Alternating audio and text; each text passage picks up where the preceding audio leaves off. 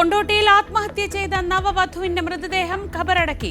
ഷഹാന മുംതാസ് ജീവനൊടുക്കിയത് നിറത്തിന്റെ പേരിൽ ഭർത്താവും കുടുംബവും അപമാനിച്ചതിനാലെന്ന് കുടുംബം.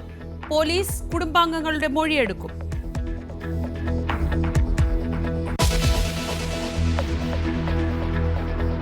വയനാടിനെ വിറപ്പിച്ച കടുവയെ കണ്ടെത്തി.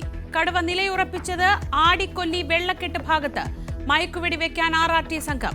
ഒരാഴ്ചക്കിടെ കടുവയുടെ ആക്രമണത്തിൽ ചത്തത് 5 ആടുകൾ.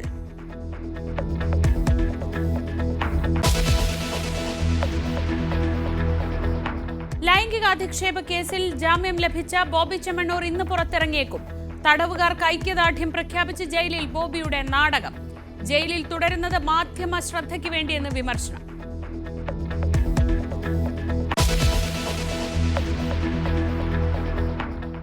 ഗോപൻ സ്വാമിയുടെ മരണത്തിലെ ദുരൂഹത നീക്കാൻ ജില്ലാ ഭരണകൂടം നെയ്യാറ്റിൻകരയിലെ വിവാദ കല്ലറ പൊളിച്ചു പരിശോധിക്കും. മൃതദേഹം പുറത്തെടുത്ത് പോസ്റ്റ്മോർട്ടം നടത്തും. കോടതിയെ സമീപിക്കുന്നത് ഗോപൻ സ്വാമിയുടെ കുടുംബം മനഃപൂർവ്വം വൈകിപ്പിക്കുന്നുവെന്ന് വിലയിരുത്തൽ.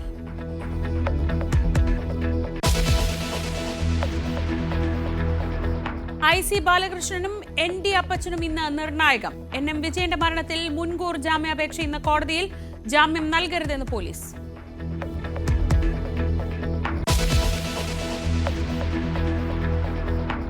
പെരിയ ഇരട്ടക്കൊലക്കേസിൽ നിയമ പോരാട്ടത്തിനായി പണപ്പിരിവ് നടത്താൻ CPM 2 കോടി രൂപ സമാഹരിക്കൽ ലക്ഷ്യം.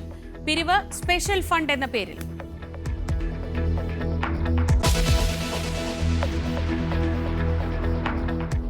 മുനമ്പത്ത് ജുഡീഷ്യൽ കമ്മീഷന്റെ ഹിയറിംഗ് ഇന്ന്. വഖഫ് ബോർഡ് നിലപാട് അറിയിക്കും. ഭൂസംരക്ഷണ സമിതിയെ കേൾക്കും.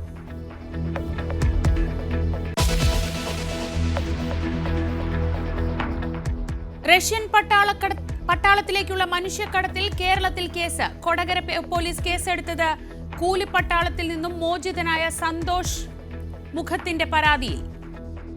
സൗദി ജയിലിൽ കഴിയുന്ന അബ്ദുൾ റഹീമിന്റെ മോചനം കാത്തു കുടുംബം. കേസ് വീണ്ടും റിയാദ് കോടതി ഇന്ന് പരിഗണിക്കും.